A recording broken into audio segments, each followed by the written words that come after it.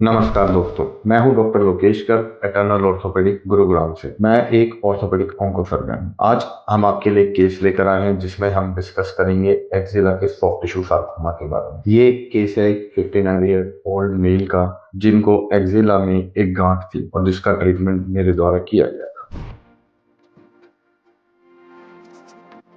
जब पेशेंट हमारे पास आया था उनके प्रेजेंटेशन के टाइम पर उनकी स्वेलिंग थी लेफ्ट आर्मपिट में, जो कि 3 महीने से थी। उनको कोई भी फीवर, टीबी या ट्रोमा की हिस्ट्री नहीं थी। उनको एक हिस्ट्री थी जिसमें माल यूनाइटेड फ्रैक्चर हुआ था लेफ्ट प्रॉक्सिमल ह्यूमरस का 3 साल पहले। ऑक्यूपेशन से वो एक रेडियोग्राफर थे किसी गवर्नमेंट हॉस्पिटल में, 35 ईयर से। ये है उनकी clinical photo at the presentation.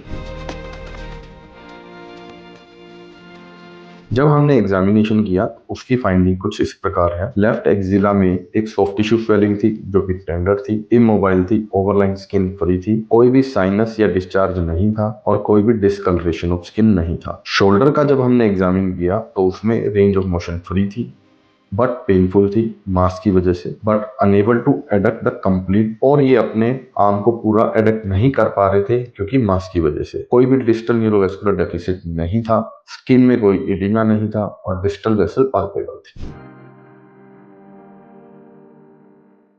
ये एमआरआई है उन पेशेंट का जो कि एट प्रेजेंटेशन थे, और अगर हम इस एमआरआई में देख पा रहे हैं जो कि एक मास है सब स्कैपुलरिस मसल के अंदर, जो कि 14 इंटू 8 इंटू 9 सेंटीमीटर बड़ा है अलग अलग डायमेंशंस में। और ज्यादातर ये जो मास है ये पूरा का पूरा, अगर आप देख पा रहे हैं, पूरा का पूरा सिस्टिक जैसा है, मतलब कि सॉफ्ट टिश्यू बहुत कम है और सिस्ट कुछ ज्यादा है। सिस्ट माने कि पानी पानी जैसा ज्यादा दिख रहा है हमें, फ्लूइड जैसा। और ये जो एरिया है, ग्रे एरिया जहां पर मैं मार्क कर रहा हूँ, यहाँ पर कुछ कुछ एरिया में ये सॉफ्ट टिश्यू प्रेजेंट है। जैसे कि ये देख रहे हैं ये सॉफ्ट टिश्यू, और बाकी ये व्हाइट व्हाइट जो है ये सारा का सारा सिस्ट है, मतलब फ्लूइड है। और जहां पर ये थोड़ा सा ग्रे एरिया है ये सॉफ्ट टिश्यू एरिया है।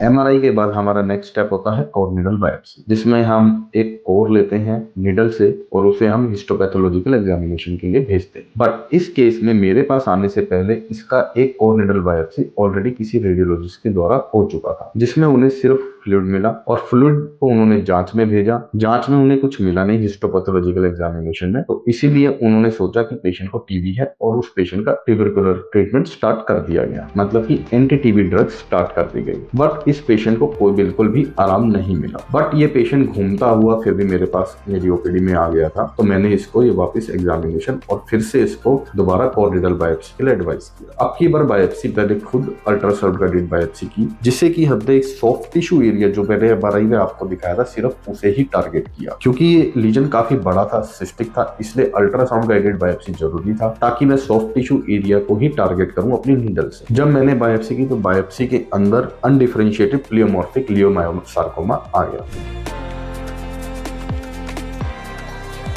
फिर हमने पेशेंट का स्टेजिंग वर्कअप किया, जिसके लिए हमने उसका पेट सिटी किया और patient non metastatic at presentation. Patient की पूरी काउंसलिंग की। काउंसलिंग करके हमने उन्हें बताया कि आपको क्या बीमारी है और हमारा क्या ट्रीटमेंट प्लान रहेगा। प्लानिंग में बिकॉज की ट्यूमर बहुत बड़ा था, सिस्टिक भी था, तो अगर हम इनको डायरेक्ट सर्जरी करते तो हो सकता था कि ये ट्यूमर को निकालते हुए ट्यूमर का सिस्ट फट जाए। सिस्ट फटने से क्या होता है कि कैंसर उस एरिया में फैल जाएगा, तो इसलिए हमने डायरेक्ट सर्जरी के लिए इनको एडवाइस नहीं किया और हम चाहते थे कि सर्जरी से पहले ट्यूमर का साइज कुछ छोटा हो जाए। तो हमने इनको एक NACT मतलब न्यू एडजुवेंट कीमोथेरेपी का प्लान दिया। न्यू एडजुवेंट कीमोथेरेपी में हमने पेशेंट को एड्रियामाइसिन प्लस ट्रेबेक्टिडिन का ट्रीटमेंट दिया। NACT देने के बाद पेशेंट को क्लिनिकली काफी इंप्रूवमेंट हुआ और उसकी जो स्वेलिंग थी उसका साइज काफी रिड्यूस हो गया था। जैसे कि आप इस एमआरआई में देख पा रहे हैं, पहले ये स्वेलिंग बहुत दूर तक थी बट अब ये मास काफी श्रिंक हो गया है। पहले ये 14 इंटू 8 इंटू 9 सेंटीमीटर का था,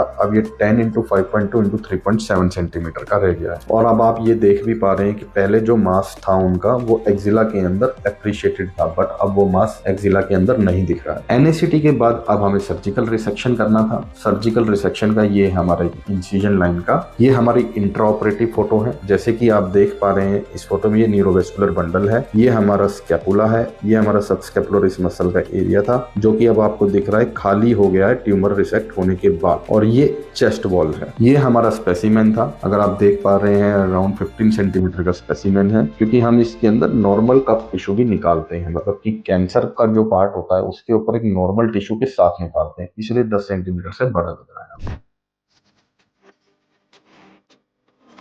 फिर वो स्पेसिमेन जब हमने जांच के लिए भेजा तो उसकी फाइनल हिस्टोपैथोलॉजी में भी वही आया, पुअरली डिफरेंशिएटेड लियोमायोसार्कोमा। मार्जिन सारे नेगेटिव थे और जो क्लोजेस्ट मार्जिन थी वो एंटीरियरली फ्रॉम वेसल्स थी, जो कि 0.6 सेंटीमीटर थी और नेक्रोसिस लगभग 70% था। सर्जरी के 3 हफ्ते के बाद का ये पेशेंट का फंक्शन है। जैसे कि आप देख पा रहे हैं, इसकी सर्जरी लेफ्ट साइड की हुई थी और ये पूरा मूवमेंट कर पा रहे हैं। अब तक सर्जरी होने के बाद हमने पेशेंट को रेडिएशन भी दिया लोकल साइट पर और उसकी बाकी की कीमोथेरेपी कंप्लीट की। टोटल उसे 5 साइकिल कीमो मिले, 2 सर्जरी से पहले, 3 सर्जरी के बाद, और फिर उसको रेडिएशन भी दिया गया। और पेशेंट का अब लगभग 3 साल का फॉलोअप हो चुका है और पेशेंट बिल्कुल ठीक है और कोई भी डिजीज उसकी दोबारा नहीं आई है। तो दोस्तों, ये था आज का हमारा केस, जो कि था एक सॉफ्ट टिश्यू सार्कोमा एक्जिला के बारे में, जिसमें कि हमने आपको बताया कि हमें पेशेंट को कैसे अप्रोच करना चाहिए। और इसके अंदर सबसे इंपॉर्टेंट है कि बायोप्सी हमें हमेशा ऑर्थोपेडिक ऑन्कोसर्जन द्वारा ही करनी चाहिए, या फिर जो कि उस पेशेंट को ट्रीट करने वाला हो, क्योंकि अगर बायोप्सी गलत जगह से ले ली जाए तो डायग्नोसिस गलत बन जाता है और गलत डायग्नोसिस के ट्रीटमेंट से कभी भी पेशेंट ठीक नहीं हो सकता। इसी तरह की और अधिक जानकारी के लिए आप हमारे YouTube चैनल को सब्सक्राइब कीजिए, इस वीडियो को लाइक कीजिए और बेल आइकन बटन दबाइए। धन्यवाद।